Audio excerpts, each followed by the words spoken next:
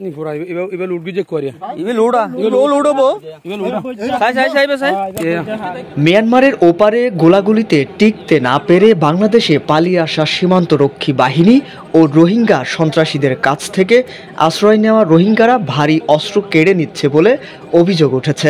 हां बंदूक भाई दोरा हड़ा এ ফোন দিয়া आय 18 बार नहीं दो बंदूक भाई এমনকি সীমান্তের ওপারে গিয়ে অস্ত্র ও ইয়াবা লুটের অভিযোগও উঠেছে তাদের বিরুদ্ধে।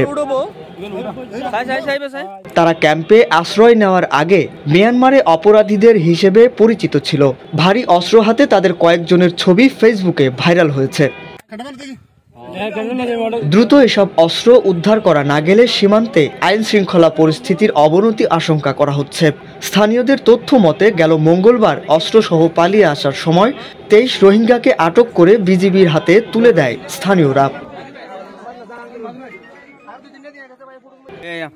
ये लूटा ইবে লোড়া ডাইরেক্ট লোড়ি বা আয়ো ইক্কা দাও রুদান তো ए कने ने वाडा रोज देम नहीं